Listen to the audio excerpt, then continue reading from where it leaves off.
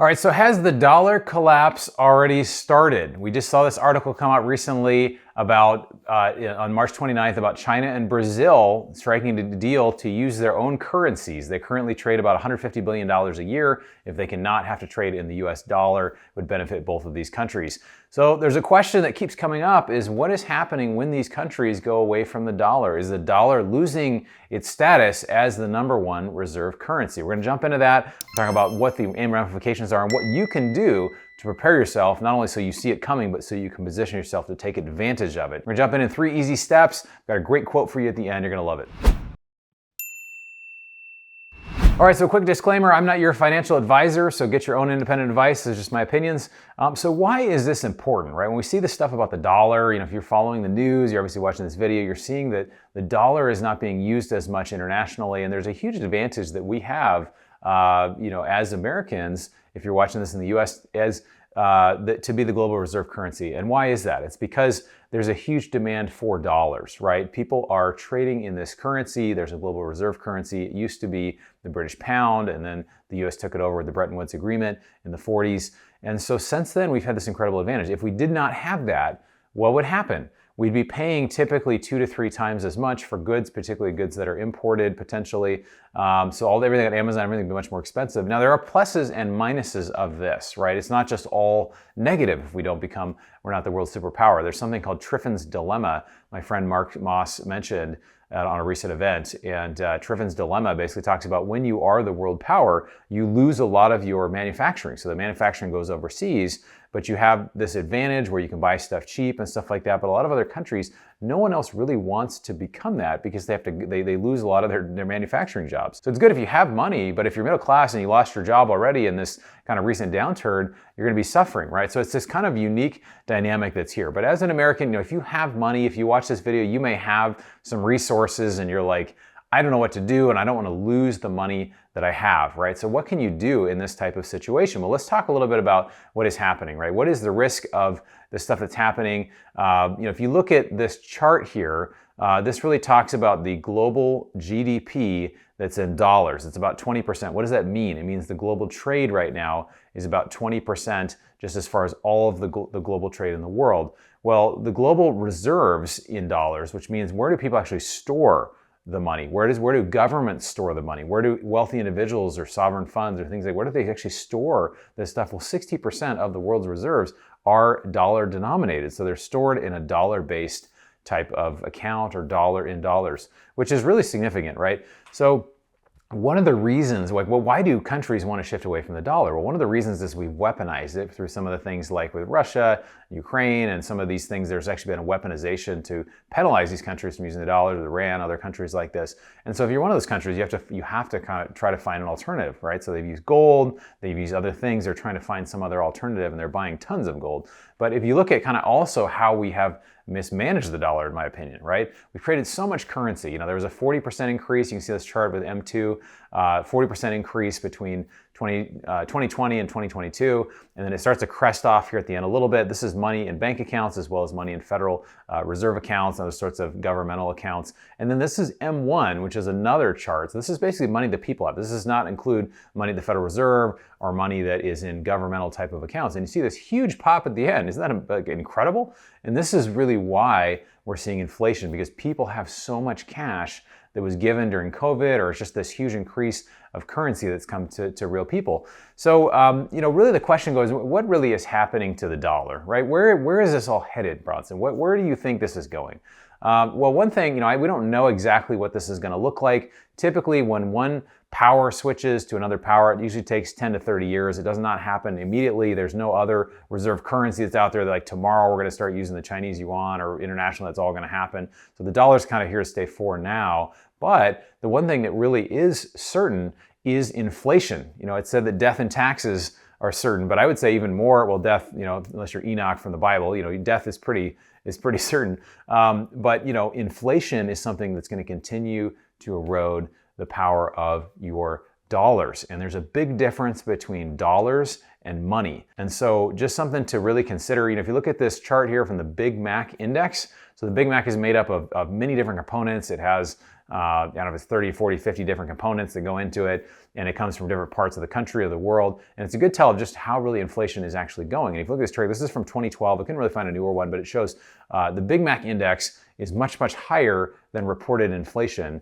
And so if you look at the last 10 years, it's, the thought is that it's increased at least 40 to 60% for the price of a Big Mac from where it was 10 years prior. So we're seeing this spread of actual inflation, which in my opinion is at least at the time of this video, around 15% or higher, rather than the actual reported 6 or 7%. So if you're sitting in cash, you're losing money. Savers are losers, not because they're terrible people or because I'm just a mean person. It's because you're losing the value perpetually over time. Didn't really realize that. We haven't really seen it until recently. So this article as well came out. We talked about the BRICS creating a new currency. There's an article that was about creating a gold-backed cryptocurrency, which would be interesting if we see that. We're not quite sure they're going to talk about that this summer or fall. They're going to have a meeting to talk about that. China has already started to shift away from the dollar. Russia and India have ditched the dollar a year ago. So the BRICS have started to join forces to try to create an alternative currency, right? So that's something that's in the process right now.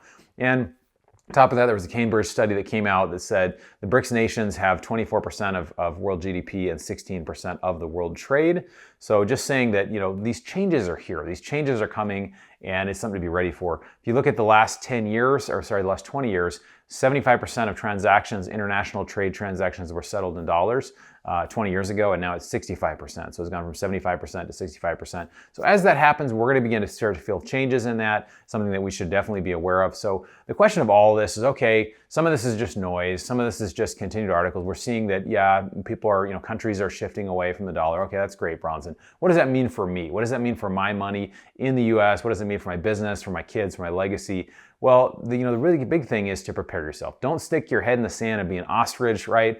If you were only paying attention to real estate in 2008, 2009, you could have lost your shorts, and maybe you did. I know some awesome, wonderful people, good friends of mine, that lost everything in 2008, 2009 because they were only paying attention to real estate, or they were only paying attention to one asset class. All of this stuff is related. That's why we love talking about macro on this channel, the macroeconomics, because there's a lot more to it than just simply, hey, here's what you do and pay attention to your one asset class and you're fine. We're seeing it, how it's affecting real estate with lending, these type of things. But so really to think outside of the dollar, like what does that mean if you have wealth, thinking outside of the dollar? My friend Chris Martenson has said that, wealth is not dollars, or it's not gold or other things. It's having productive assets, having things that actually help you. But I would say a great alternative to having currency, which is not money, right? Currency is just a printed dollar. So if I have this thing behind me, this is $100 trillion. This is printed by Zimbabwe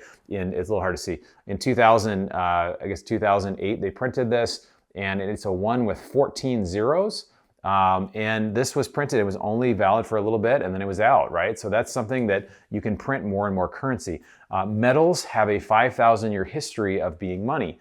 So again, having actual physical gold or physical silver can be a real benefit because they can't create anymore. They can't just go print anymore. It costs money to get it out of the ground. It costs money to mine it. It costs money and you can't the more money, the more currency they print. Generally, things like real assets such as this will be more valuable. So there's also international demand for gold and silver. So something to consider. So don't sit in cash. Savers are losers. Buy real assets that pay you to hold them. So I do a lot of this for liquidity, or instead of holding cash, I'll hold stuff in metals, which you can have. There are third-party vaults that store it for you. You can actually borrow against the value of the gold or silver, and that's a whole nother. I've done some videos on that as well.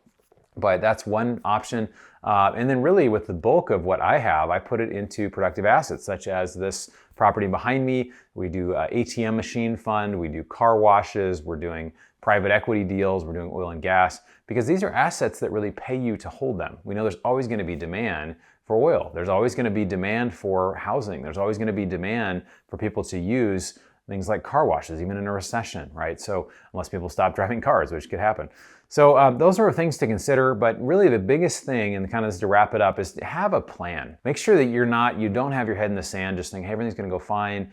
This is a message I would be spreading to friends and family, to be prepared for what is happening, right? So again, don't get caught up just with the noise that, the dollar's going away, whatever. But in a way, if you're just getting, punished by inflation, if you don't have a plan to really grow your assets, particularly outside of Wall Street, there's a lot of reasons for that. Wall Street has a lot of counterparty risk. Wall Street takes tons of fees. There's no alignment of interest. There's a lot of information. I just put together a book. It's going to be coming out in the next few months about just my experience as a former investment advisor and just how seeing behind the curtain, almost like the Wizard of Oz, like this is not good for people. So so check that out. Make sure you have a plan. Make sure that you have something that will really help your wealth to grow in any sort of economic environment. I want to share this quote with you. Warren Buffett, he says this. He says, in the business world, the rear view mirror is always clearer than the windshield. So you can look back and say, I wish I'd done this or whatever. But as you look forward, just make sure you have a plan, get ready for that, and learn from things that have happened in the past. Check out this video that I did. It's the 2023 risks in investing. So check it out. I think you're going to love that. And then if you haven't joined our investment club, we're doing some of these deals that I mentioned, ATM machines, car washes, multifamily, oil and gas, other sorts of creative deals. Check that out in the links below. And then if you could do me a favor, if you enjoyed this video, made it this far, if you write a comment down below and you basically put in there what topic you'd like me to speak on. If you want more like this, you want something different, put that below. We're going to give you a $100 Amazon gift card and feature you on this channel by name next month. So go ahead and stick that in the comments below what you'd like to hear me talk about. Thanks for taking the time to educate yourself. Look forward to seeing you on the next video.